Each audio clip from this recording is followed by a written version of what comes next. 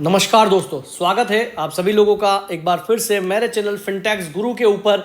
मैंने जो पहले वीडियोस अपलोड करी थी ओलेक्ट्रा, ग्रीनटेक और ओला इलेक्ट्रिक और एथर के कंपैरेटिव वीडियोस को काफी लोगों ने काफी बेहतरीन प्यार दिया है। आज हम लोग आज के दिन का बाजार का ट्रेंड देखने वाले हैं कि आखिर मार्केट के अंदर आज बाजार कैसा रहा है। तो चलिए वीडियो को शुरू करते हैं। सबसे पहले अगर मैं निफ्टी की बात करूं तो आज बड़ा क्रैश जो है हमें निफ्टी के ऊपर देखने को मिला। लगभग 500 पॉइंट के आसपास की गिरावट जो है हमें निफ्टी के अंदर देखने को मिली। लगभग 488 पॉइंट की गिरावट के साथ 22,331 के लेवल के ऊपर आज के दिन निफ्टी अपनी क्लोजिंग देता है। और आज के लो की अगर मैं बात करूं तो 22,283 का लेवल जो है आज निफ्टी ने टच किया।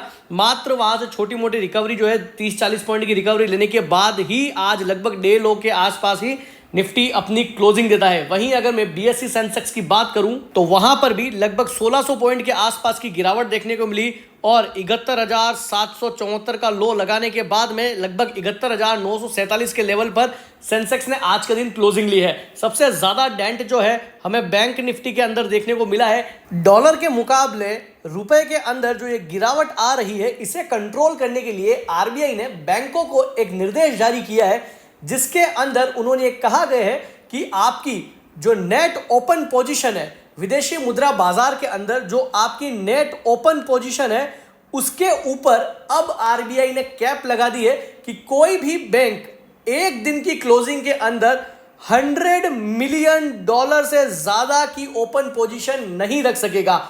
और ये जो लिमिट है ये उन्हें 10 अप्रैल के पहले पहले लागू करनी है। तो इसके चलते तमाम बैंकिंग शेयर्स के अंदर आज हमें जबरदस्त गिरावट देखने को मिली है। और इसी खबर के चलते आज बैंक निफ्टी के अंदर लगभग हमें 2000 पॉइंट के आसपास की गिरावट देखने को मिली। लगभग 4% के आसपास की गिरावट के साथ 50,275 के लेवल पर बैंक निफ्टी अपनी क्लोजिंग देता है और लगभग 49,156 के आसपास का लो लगाता है। तो काफी बड़ी गिरावट जो है आज हमें तमाम बैंकिंग स्टॉक्स में देखने को मिली और वो प्रेशर हमें बैंक निफ्टी के ऊपर भी आते हुए दिखाई दिया है। और बैंक निफ्टी के तमाम 14 के 14 स्टॉक्स जो है वो आज हमें गिरावट के साथ ही कामकाज करते हुए दिखाई दिए हैं। आज के दिन अगर मैं क्रूड की बात करूं, क्योंकि ये जो इंपैक्ट है वो डेफिनेटली हमारे रूपी को भी कमजोर कर रहा है, तो अगर मैं आज के दिन क्रूड की और ब्रेंट की बात करूं तो क्रूड आज के दिन लगभग $102 के ऊपर कामकाज कर रहा है और वहीं ब्रेंट जो है वो $113 के ऊपर कामकाज कर रहा है। और इसी के चलते लगातार रुपया जो है वो कमजोर होता जा रहा है। और आज के दिन जो आरबीआई ने इतना बड़ा डिसीजन लिया और उसके बाद ये उम्मीद थी कि कहीं ना कहीं रुपया जो है वो हमें सुधरता हुआ दिखाई देगा, लेकिन ऐसा हुआ नहीं।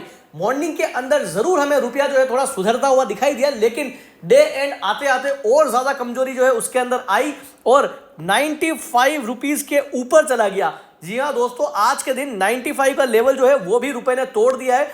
95.21 के आसपास का लो जो है आज के दिन उसने लगाया है और वहां से हल्की पुल्की रिकवरी लेकर के आज के दिन क्लोज हुआ है। अब अगर हम लोग इंडिविजुअल स्टॉक्स की बात करें कि आखिर किन स्टॉक्स के अंदर हमें काफी ज्यादा गिरावट देखने को मिली है, तो उसमें सबसे पहले आज के दिन जो है वो हमें बैंकिंग स्टॉक्स ही देखने को मिल रहे हैं, क्योंकि कब सबसे ज्यादा गिरावट जो है वो हमें बैंकिंग स्टॉक्स के अंदर ही देखने को मिली है। तो सबसे ज्यादा गिरावट के अंदर सबसे पहला नाम है सबसे बड़ा बैंक जो है एसबीआई। आज के दिन एसबीआई के शेयर में लगभग 38 पॉइंट की गिरावट हमें देखने को मिली और लगभग 981 के लेवल पे आज के दिन क्लोज होता है। 975 के लेवल का आज ने इसने लो लगाया और लगभग 4% के आसपास की गिरावट के साथ एसबीआई ने आज के दिन क्लोजिंग करी है।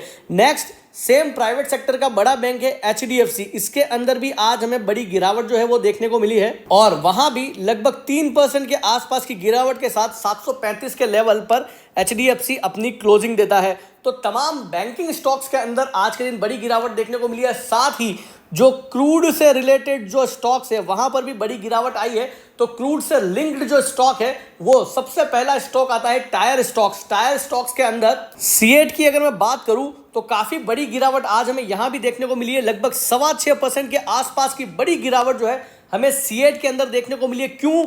रीजन इज दैट सबसे पहले अगर मैं क्रूड ऑयल की बात करूं तो वहां पर जो है लगातार कीमतें बढ़ रही है, रुपया जो है वो लगातार कमजोर हो रहा है। तो ये डबल मार जो है वो हमें इन स्टॉक्स के ऊपर देखने को मिल रही है जो स्पेशली क्रूड से रिलेटेड है।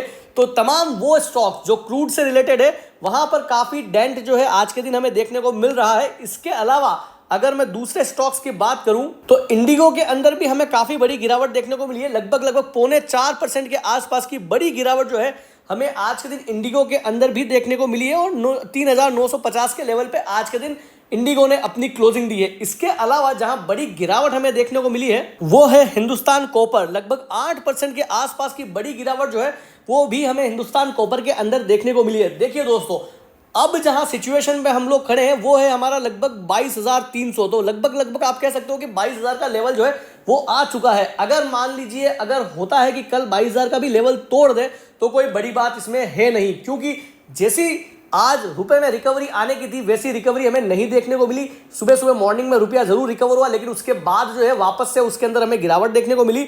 तो अब अगर मैं आपकी जगह होऊंगा तो डेफिनेटली मैं क्या करूंगा ये मैं आपको बता सकता हूं। आपको क्या करना है वो डिसीजन आपको लेना है। देखिए दोस्तों, हमारा कोई ज्यादा इतना बड़ा पैसा नहीं लग रहा है, ये बात मैंने पहले भी आप लोगों को बताई है। एंड अगर एज अ न्यू इन्वेस्टर आप लोग हैं तो इसे एज अ इन्वेस्टमेंट अपॉर्चुनिटी की तरीके से देखना चाहिए, अगर आपका लॉन्ग टर्म का ओरिजिन है तो।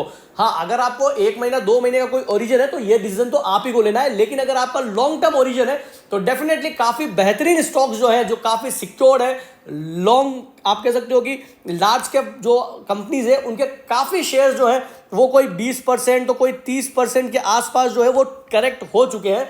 तो काफी बेहतरीन अपॉर्चुनिटी है अगर आपका ओरिजिन लंबा है तो। अगर आपका शॉर्ट टर्म ओरिजिन है तो डेफिनेटली आपको सोचना चाहिए इस मार्केट के लिए, क्योंकि कोई भरोसा नहीं है कि ये बाजार कब तक ऐसा रहे।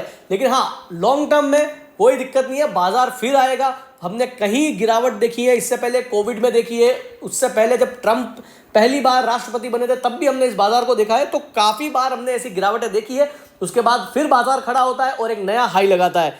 तो काफी बेहतरीन अपॉर्चुनिटी है। अच्छे स्टॉक्स ढूंढिए, अपने फाइनेंशियल एडवाइजर की राय लीजिए और उसके बाद इस बाजार के अंदर अच्छी जगह निवेश करिए।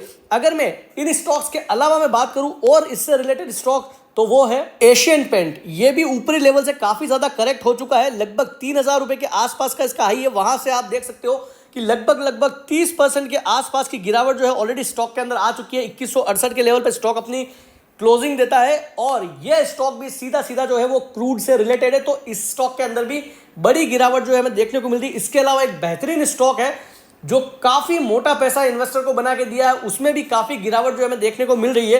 तो अगर मैं उस स्टॉक की बात करूं तो वो है बजाज फाइनेंस। लगभग 800 के लेवल पे आज के दिन अपनी क्लोजिंग देता है। 5% के आसपास की बड़ी गिरावट जो है वो इस स्टॉक के अंदर भी देखने को मिली है। 1100 रुपए के आसपास का कंपनी का हाई और वहां से लगभग 300 रुपए टूट चुका है। तो मोटा माटा आप देख सकते हैं कि 25% के आसपास की गिरावट जो है वो भी बजाज फाइनेंस के अंदर आ चुकी है। तो ऐसे समय में जहां बाजार इतना करेक्ट हुआ है वहां पर तमाम स्टॉक्स के अंदर काफी बड़ी बड़ी गिरावट जो है आ चुकी है। बेहतरीन स्टॉक ऐसे में आप ढूंढिए और उसके बाद अपने विवेक का इस्तेमाल करिए और फिर पैसा लगाइए। किसी के कहने से पैसा मत लगाइए, मेरे कहने से भी पैसा मत लगाइए, और कहीं भी अगर कोई कहता है आपको तो वहां पर भी आप उसके कहने पे पैसा मत लगाइए। आप अपनी रिस्क को एसेस करिए, अच्छे से कैलकुलेट करिए, अपना टाइम ओरिजिन कैलकुलेट करिए, उसके बाद इस बाजार में निवेश करें। Thank you.